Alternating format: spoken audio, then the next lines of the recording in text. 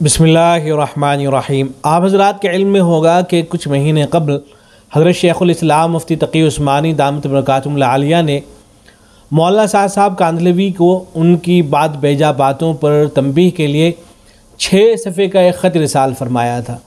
6 सफ़े का एक ख़त लिखा गया था मौलाना साहब को। मौलाना साहब ने बजाय इसके कि अपनी गलती का खुले दिल से इकरार करते और ये मानते कि हाँ उनसे गलती हुई है, अपनी साबिक़ा रविश के मुताबिक फ़ौरन उस ख़त के जवाब में एक सफ़े की गोल मोल तहरीर सोशल मीडिया पर आम कर दी थी। वो तहरीर भी आप में से बहुत से हज़रात ने देखी होगी। तो जब वो तहरीर आई थी तो अहले इल्म की नज़र में ये जो जवाबी तहरीर थी ये हकीकत में हज़रत शेखुल इस्लाम मुफ्ती तक़ी उस्मानी दामत बरकातुहुल आलिया पर एक उल्टा इल्ज़ाम था। इस वक्त हज़रत शेखुल इस्लाम मुफ्ती तक़ी उस्मानी दामत बरकातुहुल आलिया के एक सोहबत याफ्ता आलिम रब्बानी है हज़रत मौलाना मुफ्ती अब्दुल मालिक साहब दामत बरकातुहुल आलिया। उन्होंने मौलाना साहब के जवाबी ख़त की तदलीसात और तलबीसात को उजागर करने में बड़ी अरक़रेज़ी से काम लिया है और गोया उलमाए उम्मत की तरफ से फ़र्द किफ़ाया अदा करते हुए एक वक़ी तबसरा लिख कर हज़रत शेखुल इस्लाम मुफ्ती तक़ी उस्मानी दामत बरकातुहुल आलिया की खिदमत में उसे भेजा। हज़रत शेखुल इस्लाम मुफ्ती तक़ी उस्मानी दामत बरकातुहुल आलिया ने उस तबसरे पर नज़र सानी फरमा कर उसकी इशाअत की इजाज़त मरहमत फरमा दी और मौलाना साहब की जो जवाबी तहरीर थी, जवाबी ख़त था, उसकी तदलीस और तलबीस पर गोया के मोहर सबत फरमा दी है। तो सबसे पहले तो आप इस तहरीर से मुताल्लिक़ हज़रत शेखुल इस्लाम मुफ्ती तक़ी उस्मानी दामत बरकातुहुल आलिया को हज़रत मौलाना अब्दुल मालिक साहब ने जो ख़त लिखा उसको मुलाहिदा फरमा लें और उस पर जो हज़रत शेखुल इस्लाम मुफ्ती तक़ी उस्मानी दामत बरकातुहुल आलिया की तस्दीक़ है उसको देख लें, फिर उसके बाद उस तहरीर को देख लीजिएगा। ये वो ख़त है, इसमें लिखा गया है बिस्मिल्लाहिर्रहमानिर्रहीम। अज़बंदा मोहम्मद अब्दुल मालिक गुफ़िर लहू मरकज़ुद दावा अल इस्लामिया ढाका दर खिदमत अक़दस सय्यदी व सनदी हज़रत शेखुल इस्लाम दामत बरकातुहुम अस्सलामु अलैकुम व रहमतुल्लाहि व बरकातुहू। बिला तमहीद अर्ज़ करता हूँ, हज़रत वाला ने मौलाना साहब को जो ख़त तहरीर फरमाया था अगरचे वो सोशल मीडिया में अल्हम्दुलिल्लाह आम हो गया है, लेकिन बंदे के ख़्याल में आया कि चूँकि उस मौजू पर ये एक तारीख़ी ख़त है इसलिए वो मतबूआ शक्ल में भी महफूज होना चाहिए। फिर देखा कि जब मौलाना साहब ने हज़रत वाला को उसका जवाब लिखा तो वो ख़त भी साथ रहना चाहिए, लेकिन वो ख़त चूँकि एक किस्म की तदलीस पर मबनी था इसलिए बग़ैर किसी तबसरे के उसको हज़रत वाला के ख़त के साथ छाप देना बंदे को सूए अदब मालूम हुआ। इसलिए उस पर एक मुख्तसर तबसरा लिखने की ज़रूरत महसूस हुए। बंदे का ख़याल है कि हज़रत वाला का मकतूब गिरामी मौलाना साहब का ख़त और उस पर बंदे का तबसरा, ये तीनों चीज़ें एक साथ किसी उर्दू मजल्ले में शाये हो जाएँ। हिंदुस्तान में एक मजल्ले से बात भी की है, उम्मीद है कि वहाँ शाये हो जाए। इससे पहले मुनासिब मालूम हुआ कि हज़रत वाला भी तबसरे पर एक नज़र डाल लें, कोई बात काबिल तसहीह नज़र आए तो तसहीह फरमा दे। अल्लाह ताला हज़रत को बहमवजू आफ़ियत व सलामत के साथ हज़रत वाला का साया हमारे ऊपर दराज फरमाए। बंदा मोहम्मद अब्दुल मालिक मरकज़ुद दावा अल इस्लामिया ढाका 5 रबीउल अव्वल आखिर 1446 हिजरी। इस पर हज़रत शेखुल इस्लाम मुफ्ती तक़ी उस्मानी दामत बरकातुहुल आलिया की तरफ से ये इनायत फरमाई गई। हज़रत ने लिखा कि बंदे की तरफ से इजाज़त है, मोहम्मद तक़ी उस्मानी, और फिर तारीख़ दर्ज है। अब देखें वो तहरीर देखें आप। ये तहरीर इस तरह से शुरू होती है, जो मौलाना साहब की तहरीर आई थी हज़रत शेखुल इस्लाम मुफ्ती तक़ी उस्मानी दामत बरकातुहुल आलिया के जवाब में, तो उस पर यह तफसीर है। लिखा गया है बिस्मिल्लाहिर्रहमानिर्रहीम। शेखुल इस्लाम हज़रत मौलाना मुफ्ती तक़ी उस्मानी दामत बरकातुहुम के नाम जवाबी ख़त पर मुख्तसर तफसीरा। हज़रत मौलाना मुफ्ती अब्दुल मालिक साहब दामत बरकातुहुम रईस शोबे तखस्सुस फ़ी उलूमुल हदीस मरकज़ुद दावा अल इस्लामिया ढाका अल्हम्दुलिल्लाह वस्सलामु अला इबादिल्लज़ीना इस्तफ़ा इला आखिरिही। शेखुल इस्लाम हज़रत मौलाना मुफ्ती तक़ी उस्मानी दामत बरकातुहुल आलिया ने 14 शव्वाल 1445 हिजरी मुताबिक 23 अप्रैल 2024 को मौलाना साहब हफ़िज़हुल्लाह को अपने लेटर पैड पर 6 सफ़ात पर मुश्तमिल एक ख़त लिखा, जिसमें उन्होंने मौलाना को उनके मुतअद्दिद बयानात के इक़्तिबासात का हवाला देकर तंबीह फरमाई कि आपने जो इनफिरादी दावत को फ़र्द ऐन कहा और इस बात की निस्बत मेरी तरफ भी की है, ये दुरुस्त नहीं है। न इनफरादी दावत को फ़र्द ऐन कहना दुरुस्त है कि हर मुसलमान के ज़िम्मे ये फ़र्द ऐन हो कि एक एक के पास खुद जाकर दावत दे, और न ही इसके फ़र्द होने की निस्बत मेरी तरफ करना दुरुस्त है। हज़रत शेखुल इस्लाम ने उन्हें मज़ीद तंबीह फरमाई कि आपके बयान से अमूमी तासुर यकीनन यही बनता है कि आप तबलीग के ख़ास मुरव्वजा तरीक़े ही को फ़र्द ऐन करार दे रहे हैं, जो बिल्कुल दुरुस्त नहीं है। हज़रत शेखुल इस्लाम ने यह भी फरमाया कि आए दिन जमात के मुख्तलिफ़ वाइदीन की तरफ से इस किस्म की तजावुज़ की इत्तलात मिलती रहती हैं, जिनसे ख़तरा होता है कि खुदा न खास्ता ये एक फ़िरक़ा बनकर न रह जाए।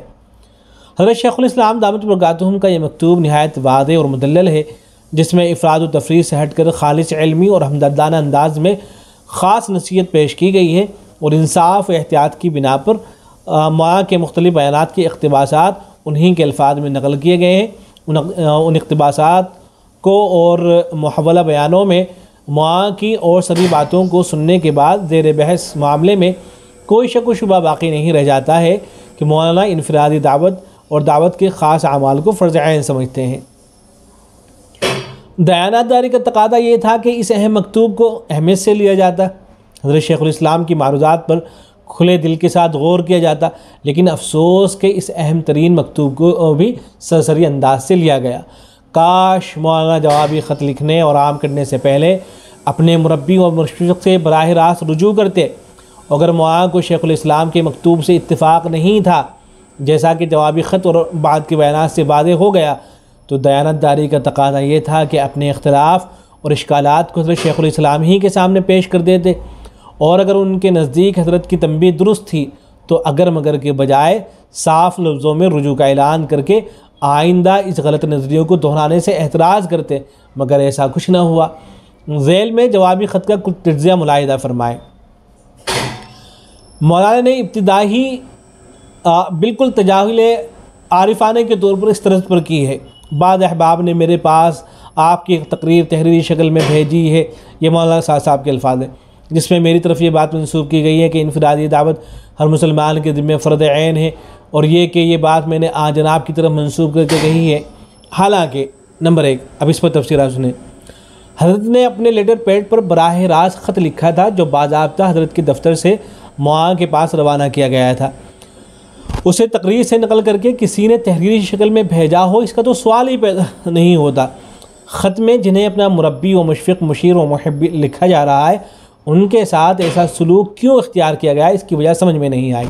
नंबर 2, जो बात वो अपने बयानों में कहते ही रहते हैं और बिल्कुल सरी इबारतों में कहते रहे हैं, उसके बारे में ये कहना कि मेरी तरफ ये बातें मंसूब की गई हैं, तजाहिल आरिफाना है। तजाहिल आरिफाना का मतलब ये होता है कि आदमी को पता हो और फिर अनजान बनने की कोशिश कर रहा हो, जानते हुए भी अनजान बनने की कोशिश करना।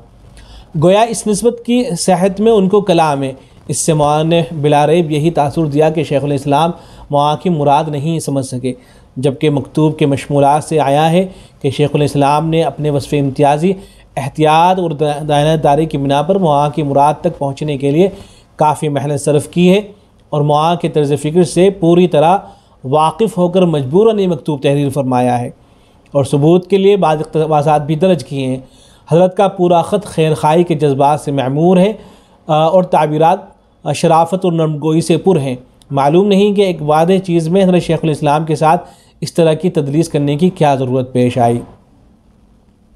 आगे नफ्स मौजू के बारे में मौलाना लिखते हैं, अर्ज़ ये है कि आज जनाब ने जिस इनफरादी दावत को फ़र्द ऐन फरमाया और उसका मतलब ये बयान फरमाया कि हर इंसान पर फ़र्ज़ है, यानी मौलाना साहब ने लिखा था कि वो अपने मातहत लोगों को नेकी का हुक्म दे और बुराई से रोके। नीज़ अगर किसी शख्स या अशख़ास को अपने ही सामने कोई ख़ास बुराई करता हुआ देखे तो उस बुराई के वक्त उसको बक़दर इस्तिताअत भलाई की दावत दे, जैसा कि हदीस मारूफ़ मन रआ मिनकुम मुनकरन इला आखिरिही में फरमाया गया है। बंदा भी उसी मतलब व तशरीह के साथ इनफरादी दावत को फ़र्ज़ ऐन समझता है, नीज़ मुरव्वजा अमाल दावत और उसके तरीक़े को फ़र्ज़ ऐन नहीं समझता, बल्कि इस फ़रीदे की अदायगी की शक्लों में एक शक्ल और उसके लिए मुईन व मददगार समझता है। अगर आजनाब की मुराद समझने में बंदे से गलती या चूक हुई हो तो उसके लिए तहदिल से मादरत खाए। अब इस पर तफसीर सुनिए। इस इबारत का साफ मतलब यही है कि मौलाना साहब पहले ही से उसी माना में इनफरादी दावत को फ़र्ज़ ऐन कहते हैं जिस माना में हज़रत शेखुल इस्लाम उसे ज़रूरी बताते हैं। वो एक एक के पास खुद जाकर दावत देने को फ़र्ज़ ऐन नहीं कहते, ना ही गश्त खरूज और नक़्ल हरकत को फ़र्ज़ ऐन करार देते हैं, बल्कि ये तो उनके नज़दीक भी फ़रीज़े दावत अदा करने की एक शक्ल और मुअय्यन मददगार ही है बस। सवाल ये है कि अगर मौलाना का नज़रिया यही है तो उनके उन बयानात की क्या तावील होगी जिनके इक़्तिबासात हज़रत शेखुल इस्लाम ने अपने ख़त में ज़िक्र फरमाकर तंबीह फरमाई है। इससे यही तलश्शुह होता है कि गोया मौलाना के नज़दीक शेखुल इस्लाम दामत बरकातुहू भी उनकी मुराद को नहीं पहुँच सके। उन्होंने बिला समझे मौलाना की तरफ एक ऐसी बात मंसूब कर दी जो उनकी मुराद नहीं थी। हम हैरत ज़दा है मौलाना की इस जुरत व बेबाकी पर। असल में मौलाना साहब की तरफ से अब तक जो भी जवाबी खतूत आम किए गए हैं उनका मजमून ख़ुद मौलाना के पहले और बाद के अमूमी बयानात से क़तअन मेल नहीं खाता। ये बहुत इंतहाई अहम बात है, इसको बग़ौर समाअत कीजिएगा। यानी होता ये है कि मौलाना ये तो कह देते हैं कि हज़रत जो कुछ आप फरमा रहे हैं मैं भी वही कहना चाहता हूँ, मेरी मुराद भी यही है, लेकिन फिर वो उन्हीं बातों को रिपीट करते हैं, उन्हीं बातों को दोहराते हैं जिन बातों से उनको मना किया गया होता है। इसी वजह से मौलाना का रुजू शुरू ही से सिर्फ कागज़ी रुजू साबित हुआ है, वाक़ई नफ्सुल अमरी से उसका कोई ताल्लुक़ नहीं है। यहाँ सिर्फ एक वाक़े पर हम क़ारीन की तवज्जो मबज़ूल कराना चाहते हैं। 11 रबीउल अव्वल 1438 हिजरी मुताबिक 11 दिसंबर 2016 को उनके रुफ़क़ा मौलाना की तरफ से रुजू पर मुश्तमिल दूसरी तहरीर दारुल उलूम देवबंद लेकर आए। यह तहरीर उसी दिन असातिज़ाए दारुल उलूम की मजलिस में पेश कर दी गई, जिस पर सब ने इत्मीनान का इजहार किया और उसी वक्त एक मुख्तसर तहरीर बतौर रसीद दे दी गई और मुफस्सल तहरीर रवाना करने का वादा कर लिया गया। उसी वक्त गोया कि मसला ख़त्म हो गया था, लेकिन फिर आगे क्या हुआ? चुनांचे हस्ब वादा 13 रबीउल अव्वल 1438 हिजरी मुताबिक 13 दिसंबर 2016 बरोज़ मंगल मुफस्सल तहरीर तैयार करके मौलाना मौसूफ़ के पास भिजवा दी गई। लेकिन हैरत की बात है कि ऐन उसी तारीख़ यानी 13 रबीउल अव्वल 1438 को मौलाना मौसूफ़ ने बाद फ़जर अपनी तकरीर में हज़रत मूसा अलैहिस्सलाम के बारे में मरजू अन्हु बातों को न सिर्फ दोहराया बल्कि बेबाक तरीक़े पर इस जुमले का इजाफ़ा भी किया। यानी जिससे मना किया था वो बातें कर दी, फिर से दोबारा मज़ीद और भी चीज़ों का इजाफ़ा कर दिया। तो इस जुमले का भी इजाफ़ा कर दिया कि 40 दिन मूसा अलैहिस्सलाम ने दावत इल्लाह का काम नहीं किया। नाऊज़ु बिल्लाह, मैं जो बात कह रहा हूँ समझ कर कह रहा हूँ, सिर्फ 40 रात मूसा अलैहिस्सलाम ने दावत इल्लाह का अमल नहीं किया। नाऊज़ु बिल्लाह। मौलाना के इस बयान ने खुद्दाम दारुल उलूम और सारी दुनिया के अहले उलमा को हैरत और ताज्जुब में डाल दिया कि एक तरफ तो मौलाना के दस्तखत के साथ दारुल उलूम में रुजू नामे मौसूल हो रहे हैं और दूसरी तरफ मौलाना मरजूअन बातों को अपनी तकरीर में बदरसूर दोहरा रहे हैं और ये भी कह रहे हैं कि मैं जो कुछ कह रहा हूँ समझ कर कह रहा हूँ। मजबूरन दारुल उलूम देवबंद ने मुरसला तहरीर रोक ली। अगर गौर किया जाए तो यही वाक़या मौलाना की जवाबी तहरीरों की हकीकत शनासी के लिए काफ़ी है। बिला आखिर बार बार तंबीह मुराजात के बाद सैयदना मूसा अलैहिस्सलाम पर जो ज़बान दराज़ी की थी उससे मौलाना साहब ने बिला शर्त रुजू कर लिया। लेकिन दिसंबर 2023 भोपाल इज्तिमा में फिर एक और मामले में हज़रत मूसा अलैहिस्सलाम पर नुक्ताचीनी की। बस अल्लाह ही जानते हैं कि कब वो अंबिया अलैहिस्सलाम की पाक सीरत के बारे में नुक्ताचीनी से बाज आएंगे। यहाँ हाशिए में फिर लिखा गया है हज़रत मौलाना अब्दुल मालिक साहबी की तरफ से कि 2018 में औरंगाबाद के इज्तिमा में सैयदुल मुरसलीन सल्लल्लाहु अलैहि वसल्लम के एक वाक़े पर तंज़ किया। फिर 2019 में सैयदना सुलेमान अलैहिस्सलाम पर नुक्ताचीनी की। 2023 में मूसा अलैहिस्सलाम पर जैसा कि अर्ज़ किया गया 10/9/2018 बाद फजर के बयान में उमूमी तौर पर एक मामले में नबी सल्लल्लाहु अलैहि वसल्लम के अलावा सारे अंबिया अलैहिस्सलाम पर नक़द किया है। इसी तरह 11 दिसंबर 2016 बाद फजर के बाद के बयान में सैयदना यूसुफ अलैहिस्सलाम पर नहायत ख़तरनाक अंदाज से नुक्ताचीनी की है। इनमें से किसी भी जुर्म से रुजू साबित नहीं है। आगे सुनिए। अलावाजी 10 रबीउल सानी 1438 मुताबिक 9 जनवरी 2017 को तीसरे रुजूनामे में मौलाना ने दारुल उलूम देवबंद को लिखा था, बंदे का कोई भी ऐसा बयान जिससे तबलीग के अलावा दीन के दूसरे शोबों की नाक़दरी समझ में आती हो या जिससे तबलीग के शरई हुक्म को ख़ास तरीक़े के साथ महदूद कर देना लाजिम आता हो, बंदा उससे रुजू और बरात का वादे ऐलान करता है और इंशाअल्लाह आइंदा इस बात का पूरा ख्याल रखेगा कि इस किस्म का कोई तासुर पैदा ना हो। यहाँ तक लिख देते हैं कि इतना ख्याल रखूँगा कि तासुर भी पैदा नहीं होगा। लेकिन होता क्या है, हालांकि हर बाखबर जानता है कि इस तहरीर रुजू के बाद भी वो सरीह इबारतों में दावत को सिर्फ गश्त खरूज और नक़्ल हरकत के साथ ख़ास करते रहे, यहाँ तक कि उसे फ़र्ज़ भी करार देते रहे और उसमें ताख़ीर को मासियत करार देते रहे।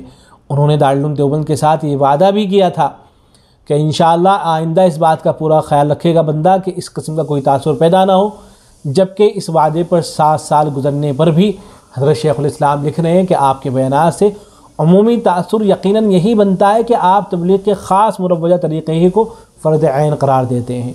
दारुल देवबंद से वादा कर लिया गया था, और लेकिन हज़रत शेखुल इस्लाम उसके बाद लिख रहे हैं कि 7 साल के बाद लिख रहे हैं कि आप जो गुफ्तगू करते हैं उससे मालूम होता है कि आप ख़ास तरीक़े को फ़र्द ऐन समझते हैं, फ़र्द ऐन करार देते हैं। मज़ीद बरआं हज़रत से इस बार की मुकातबत के बाद 1-1.5 माह की मुख्तसर मुद्दत में पुरानी मुनकर बातों को मज़ीद सराहत और जुरत के साथ मौलाना साहब पेश करते आ रहे हैं। इसके बावजूद हज़रत शेखुल इस्लाम के मकतूब में मौलाना साहब के बारे में उनके बयानों के हवाले से जो कुछ फरमाया गया है उसकी वो तक़लीद करके अपनी बरात ज़ाहिर कर रहे हैं। हालांकि उनके बयानात इस तरह की बातों से भरे पड़े हैं। कुछ इक़्तिबासात तो ख़ुद हज़रत शेखुल इस्लाम ने तारीख़ और वक्त के साथ ज़िक्र फरमा दिए हैं। हम इख्तिसारन यहाँ शेखुल इस्लाम से मुकातबत के बाद के बयानात से चंद इक़्तिबासात नकल कर रहे हैं। ये देखिए किस तरह की बात है कि वादा कर लिया गया है कि नहीं मैं तो वही समझ रहा हूँ, वही करूँगा और ऐसा कभी आइंदा नहीं होगा, लेकिन उसके बाद भी हज़रत ने जब ख़त लिख दिया था और जवाबी ख़त आने के बाद फिर वही बातें की गई।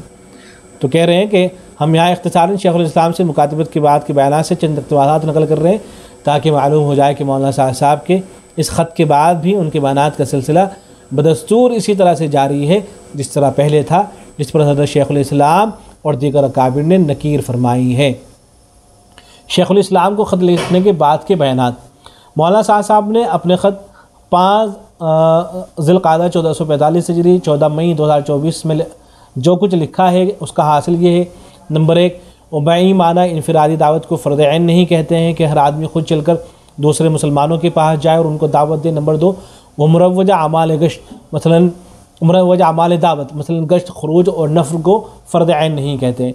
हालांकि मौलाना साहब ने 29 जून 2024 को रवानगी की हिदायत में ये फरमाया है जनाब आला ने कि सबसे बड़ा फ़रीज़ा दावत इल्लाह का है, जो अम्बिया की बैसत का असल मकसद है। इज्तिमाई तौर पर उम्मत ने दावत को छोड़ा है। वो समझते हैं दावत देना कोई फ़र्द नहीं है, लाजिम नहीं है। हालांकि आपको मालूम होना चाहिए कि जिस तरह ईमान बिल्लाह फ़र्द ऐन है, हर मुसलमान हर मर्द औरत के ज़िम्मे इतना ईमान सीखना फ़र्द ऐन है जितना ईमान उसको हराम से रोक दे, इस तरह हर मोमिन मर्द औरत के ज़िम्मे दावत देना भी फ़र्द ऐन है। ये कैसी हैरत की बात है कि आप ईमान के यहाँ तो कहते हैं कि हाँ फ़र्द ऐन, और दावत के बारे में कहते हैं कि फ़र्द किफ़ाया है। आपने कितना गलत सोचा है, आपने कितना गलत सोचा है, या आपने कितनी बड़ी बेइंसाफ़ी की है। आप कहते हैं कि ईमान तो फ़र्द ऐन है मगर दावत फ़र्द किफ़ाया है। नीज़ मौलाना ने यूपी जो 30 जून 2024 बाद फजर के बाद के बयान में ये कहा है कि इस उम्मत की नक़्ल व हरकत ये दावत का असल क़िवाम है, खुरूज दावत का क़िवाम है, क्योंकि दावत का फ़रीदा खुरूज के बग़ैर अदा नहीं हो सकता। दावत का फ़रीदा खुरूज के बग़ैर अदा नहीं हो सकता। आप ख़ुद जाकर दावत दें तो दावत का फ़रीदा अदा होगा। वजह इसकी यह है कि इस ज़माने में दीन की बातों को फैलाने के लिए रिवाजी तरीक़ों का इस्तेमाल अब गालिब आ गया है और दावत की सुन्नत ख़त्म हो रही है। फिर आगे कहते हैं कि ये बात हक़ है कि दावत का फ़रीदा ख़ुद दावत दिए बग़ैर अदा नहीं होगा, जिस तरह नमाज का फ़रीदा ख़ुद नमाज पढ़े बग़ैर अदा नहीं होगा। इसलिए हुज़ूर अकरम सल्लल्लाहु अलैहि वसल्लम ने अपने सहाबा को नक़्ल व हरकत पर डाला है, सहाबा को नक़्ल व हरकत पर डाला है, और जहाँ खुरूज में कमी आई है और जहाँ उसमें ताख़ीर हुई है वहाँ मैं अर्ज़ कर चुका हूँ कि काब इब्न मालिक रज़ियल्लाहु अन्हु का वाक़या कि नाराज़गी इस पर थी कि अल्लाह के रास्ते में निकलने में उन्होंने देर क्यों की। इसी बयान में फिर बाद में कहा है, मेरे दोस्तों अजीज़ों, आप अगर गौर करेंगे तो कुरान की आयतों में और सीरत व अहादीस में ये बात बिल्कुल वाज़ेह मिलेगी कि जहाँ क़िताल का कोई ज़िक्र नहीं, क़िताल का कोई मौका नहीं है, वहाँ अल्लाह के रास्ते में निकलने में देर करने पर अज़ाब की धमकियाँ हैं। हम तो उम्मत को निकालना चाहते हैं, क्यों? कि इस अमर को पूरा करने के लिए निकालना चाहते हैं। इसलिए मैं साफ़ अर्ज़ करता हूँ कि उम्मत को अल्लाह के रास्ते के खुरूज के फ़दाइल सुना सुना कर और निकलने में ताख़ीर में वईद सुना सुना कर उम्मत को नक़्ल व हरकत का आदी बनाना है। फिर इसी बयान के अंदर ये भी बयान किया कि इसीलिए मैं आपसे कहता हूँ कि इस ज़माने का एक नया फ़ितना खड़ा हुआ है, कि इस ज़माने का एक फ़ितना खड़ा हुआ है कि अल्लाह के रास्ते में निकलना कोई ज़रूरी नहीं है, और ये फ़ितना मुसलमानों के ज़रिए से उठेगा। ये फितना मुसलमानों के ज़रिए उठेगा, नाऊज़ बिल्लाहि मिन ज़ालिक। यहाँ हालांकि फतावा है दारुल उलूम देवबंद के, भाई इस काम से लगना और इस तरह से निकल के जाना ज़रूरी नहीं है, और उसको वहाँ फितना करार दे रहे हैं। मैं इसको एक फ़ितना समझता हूँ कि अल्लाह के रास्ते में निकलने को अल्लाह का अमर न समझना, ये इस ज़माने का एक फ़ितना है और ये इस ज़माने की बड़ी मासियत है। मैं तो इसे मासियत यकीन करता हूँ कि दावत अल्लाह के लिए निकलने में देर की जाए, इसको मैं मासियत यकीन करता हूँ, क्योंकि कुरान और हदीस भरे हुए वईदों से और वईद मासियत के लिए होती हैं। आप अगर अंदाज़ा करें, फिर आगे कहते हैं कि अब तो ये कहते हैं कि नहीं, निकलना कोई फ़र्ज़ नहीं है, निकल जाए तो बेहतर है। अगर आप नहीं निकले तो न निकलने पर अदाब की कोई वईद नहीं है, और ये कहना कि अदाब की वईद है, काफिरों को दावत न देने पर, क़िताल के लिए न निकलने पर अदाब की धमकियाँ, ये ख़्याल आपका बिल्कुल गलत है। ये उलमा की तरतीब है, सब उलमा जो कहते हैं। फिर ऐसे ही 2023 मई को अपलोड किया गया बयान है, उसमें कहते हैं कि बात जहन में रहे कि ख़ुरूज और नक़्ल हरकत पर ये काम का क़िवाम है, और वाकई में साफ़ कहता हूँ कि अल्लाह के अमर की वजह से हम निकलते हैं, वरना सिर्फ़ निकलने का मकसद दीन सीखना नहीं है। साफ़ दीन सीखने की हद तक तबलीग में लगना, ये इस काम को गुज़रगाह बनाना है, इस काम को गुज़रगाह बनाना है। हम तो अर्ज़ करते हैं कि हम तो नफ़र अल्लाह के अमर की वजह से करते हैं। नफ़र किस लिए है? अल्लाह के अमर की वजह से। और ये नफ़र का ऐसा अमर कि ये क़िताल पर महमूल नहीं है, क़िताल पर मौक़ूफ़ नहीं है। हम नफ़र अल्लाह के अमर की वजह से करना, नफ़र अल्लाह के अमर की वजह से अल्लाह का हुक्म है, इल्ला तन्फ़िरू युअज़्ज़िबकुम अज़ाबन अलीमा। ये बात जहन से निकाल दीजिए कि यह हुक्म क़िताल के लिए था, नहीं, ऐसा नहीं है। यह हुक्म नफ़ीर आम के मौके पर ऐसा नहीं है। बेशुमार हदीसें और आयतें मिल जाएंगी आपको जहाँ क़िताल का कोई शाइबा भी नहीं, कोई ज़िक्र भी नहीं दूर तक, लेकिन निकलने में ताख़ीर पर नाराज़गी, निकलने में ताख़ीर पर आदाब है। इन इक़्तिबासात से कशम्स वादे है, सूरज की तरह वादे है कि मौलाना साहब ने 14 मई 2024 के बाद शेख़ुल इस्लाम को जवाबी ख़त लिखने के बाद के बयानात में भी दावत को उसी माने में फ़र्ज़ ऐन कह रहे हैं जिस माने में वो पहले उसे फ़र्ज़ ऐन कहते थे। साथ साथ ये भी मालूम हुआ कि 14 मई के ख़त में उनका ये दावा भी ख़िलाफ़ वाक़या है कि वो मुरव्वजा आमाल दावत को फ़र्ज़ ऐन नहीं कहते हैं, क्योंकि वो तो मुरव्वजा ख़ुरूज को फ़रीद दावत, जो उनके नज़दीक ईमान की तरह फ़र्ज़ ऐन है, अदा करने का वाहिद ज़रिया समझते हैं। और उसका तर्क ही नहीं बल्कि उसमें ताख़ीर को भी वो मासियत यकीन करते हैं, क्योंकि ख़ुरूज उनके नज़दीक बराह रास्त अल्लाह ताला का अमर है। और नस्स कुरानी इल्ला तन्फ़िरू युअज़्ज़िबकुम अज़ाबन अलीमा व यस्तब्दिल कौमन गैरकुम का बराह रास्त मिस्दाक़ है। इस वक्त उनके बयानात पर मुफस्सल तफ़सीर करना मकसूद नहीं है, सिर्फ़ ये दिखाना मकसूद है कि हज़रत शेख़ुल इस्लाम दामत बरकातुहुम को लिखे गए ख़त में उन्होंने जो कुछ लिखा वो इस ख़त के पहले बयानात के जिस तरह मुखालिफ है, इसी तरह इस ख़त के बयानात के भी इस तरह इस ख़त के बाद के बयानात के भी ख़िलाफ़ है। हद ये है कि मौलाना ने अपने इस ख़त के हफ़्ता डेढ़ हफ़्ता बाद निज़ामुद्दीन में फ़जर के बाद एक मुफस्सल बयान जो 23 मई को अपलोड किया गया, जिसके आखिर इक़्तिबासात अभी ऊपर गुजरा, उसमें बदगुमानी से मुताल्लिक़ तफसीली बात की है, जिसमें उन्होंने अपने खैर खाओं को तनक़ीद का निशाना बनाया कि वो इश्काल तो कर देते हैं लेकिन मुराद तक नहीं पहुँचते। कौन है वो खैरगा? ये हज़रत शेख़ुल इस्लाम मुफ्ती तक़ी उस्मानी और दीगर हज़रात हैं। तो इन पर भी तबसरा कर दिया कि ये लोग जो हैं इश्काल तो कर देते हैं, मुराद तक नहीं पहुँचते। उस बयान में वो अपनी बरात का इजहार, अपनी बरात ज़ाहिर करते वक्त भी मुरव्वजा आमाल दावत को ईमान के लिए ज़रूरी करार देते रहे। यही काम 7 जून 2024 के सुन्नत व बिदात वाले बयान में किया, और 27 जून 2024 को अपलोड शुदा बयान में तो उनके तहक्कुमात और मुहतजात पर एतदाल करने वालों को एहयाए सुन्नत के मुखालिफ करार देकर गुमराही कह दिया, नौज़ बिल्लाह। जो उन पर उनको तंबीह कर रहे हैं तो उनके बारे में कह दिया कि ये तो गुमराही हैं इस तरह के लोग। इन तस्रीहात के बाद भी अगर ये दावा किया जाए कि वो मुरव्वजा आमाल दावत गश्त और ख़ुरूज और नफ़र को फ़र्ज़ ऐन नहीं करार देते, तो इस दावे के गलत होने में क्या शक रह जाता है। मौलाना मुरव्वजा आमाल मस्जिद और घर में मस्तूरात के मुरव्वजा 5 कामों को भी इतना ज़रूरी करार देते हैं कि उनकी हैयत क़ताइया ही को वो आयत कुरानिया, अहादीस और सीरत का ऐन मिसाक़ करार देते हैं, और कहते हैं कि उनका इनकार कुरान और हदीस का इनकार है। इस बारे में उनकी तसरीहात उनके साबिक़ बयानात के अलावा 14 मई के बाद के उन बयानात में भी मौजूद है, जिनका तज़किरा इस तफसीरे में आया है। बहरहाल इस तफसीरे में बंदे को सिर्फ ये दिखाना था कि दावत और मुरव्वजा आमाल दावत के बारे में मौलाना साहब का नज़रिया वही है जो हज़रत शेख अलैहिस्सलाम ने अपने ख़त में ज़िक्र करके उन पर नकीर की है और जिसके जवाब में मौलाना साहब ने एतराफ़ हकीकत से पहले तही की है। फिर आगे एक बयान है 24 सितंबर 2024। आखिर में 24 सितंबर 2024 बाद फजर किए गए एक बयान के चंद इक़्तिबासात दर्ज किए जा रहे हैं जिनसे मौलाना के अफ़कार की ताज़ा सूरत हाल का अंदाज़ा लगाया जा सकता है। गोया कि बिल्कुल अभी के ताज़ा बयानात हैं। नंबर 1, हम बहुत बुनियादी बात अर्ज़ कर रहे हैं, आखिर दावत हर मुसलमान के ज़िम्मे फ़र्ज़ ऐन क्यों है और इस रास्ते में निकलना अल्लाह का अमर क्यों है और इस रास्ते में निकलने में देर करना उस पर अल्लाह के अदाब की धमकियाँ कुरान में क्यों भरी हुई हैं? क़िताल की वजह से भरी हुई हैं, क़िताल का हुक्म है इसलिए निकलना है। तुम्हारे दीन की हिफाजत, तुम्हारे दीन पर इस्तिकामत और बातिल का मग़लूब होना हक़ के मुकाबले में, यह असल खुरूज का मकसद था, यह असल खुरूज का मकसद था। इसलिए कि इससे बड़ी दिफाई ताकत कोई नहीं। सारी मादी ताकतें मुसलमान जमा कर लें, ये बातिल के सामने मग़लूब होकर रहेगा। और अगर दावत को छोड़ दे, इस ज़माने के मुसलमानों को देखो, आदमी सोच भी नहीं सकता मुसलमान वहाँ पहुँच गया है। नंबर 2, बहुत बुनियादी बात अर्ज़ कर रहा हूँ, इतनी अल्लाह की गैबी मददें निकली, वो सारी गैबी मददें अल्लाह की कसम सिर्फ़ और सिर्फ दावत की वजह से मिली। तुम तो इबादत की बात कर रहे हो, वो तो दुआ इबादत का मग़ज़ है और दावत छोड़ देने वालों की दुआएं अल्लाह के यहाँ से मरदूद हो जाती हैं। दावत छोड़ देने वालों की दुआएं अल्लाह के यहाँ से मरदूद हो जाती हैं। दावत छोड़ देने वालों की दुआएं अल्लाह के यहाँ से मरदूद हो जाती हैं। वहाँ 3 मरतबा बोलते हैं जब कोई इस तरह की बात उनको करनी होती है। अगर किसी वली से और किसी नेक आदमी से दुआ की दरख्वास्त भी कर ले तो अल्लाह ताला उन वलियों की भी दुआएं उसके हक़ में कबूल नहीं करते हैं।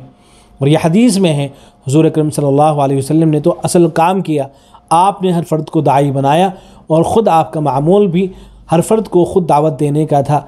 ये इस ज़माने का फ़ितना है। मेरी बात आप गौर से सुनेंगे, ये इस ज़माने का फ़ितना है कि दावत देने के लिए फिरना कोई ज़रूरी नहीं। ये फ़ितना है इस ज़माने का और ये फ़ितना मुसलमानों ने उठाया। ये फ़ितना किसने उठाया? मुसलमानों ने, कि दावत के लिए फिरना कोई ज़रूरी नहीं है। एक और इक़्तिबास देखें, ये खुरूज यानी नक़्ल हरकत, यही एक वाहिद ज़रिया है जो मुसलमानों को इस्लाम पर बाकी रखे। आज अच्छे माशाअल्लाह पढ़े लिखे लोग, जिन्हें आलिम भी कहा जाए और जिन्हें माशाअल्लाह दीनी मालूमात और उनको दीनदार भी कहा जाए, वो कहते हैं कि ऐसी बातें न करो, ये गुलू है। आपसे ये नहीं कह रहा हूँ, उलमा से कह रहा हूँ। अगर आज ये बात कही जाए कि खुरूज के बग़ैर इस्लाम बाकी नहीं रहेगा, आज 1500 साल के बाद कोई ये बात कहे तो साथी कहते हैं कि ये गुलू है। और भी तो काम है, क्या खुरूज नहीं होगा तो दिन मिट जाएगा? सुनिए आप, मैं आपसे बहुत अहम बात अर्ज़ कर रहा हूँ। बहरहाल ये और बहुत से इक़्तिबासात नकल कर रखे हैं। तो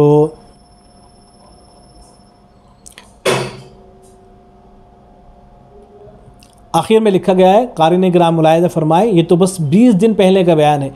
क्या मौलाना साहब की इन सरी और जरी बयानों के बाद भी उनके लिए कहना जायज़ है कि वो तबलीग के ख़ास मुरव्वजा तरीक़े को फ़र्ज़ ऐन नहीं कहते हैं? बस अल्लाह ही अपने दीन का मुहाफ़िज़ है, हिदायत उन्हीं के हाथ में है। अब यहाँ जो है इसी के अंदर मौलाना साहब के जो एहतसास हैं और तहरीफ़ात हैं उनकी तरफ हल्का सा इशारा किया गया है। ये भी बहुत अहम चीज़ें हैं कि वो किस तरह से उनके जो अफ़कार और नज़रियात हैं जब उनको बयान करते हैं तो कुरान और सुन्नत से किस तरह से वो गलत इस्तिलालात करते हैं, उनको इस यहाँ बयान किया गया है। ये सारी तहरीर इंशाअल्लाह हम कोशिश करेंगे कि आपको इस वीडियो के साथ मिल जाए। वस्सलाम।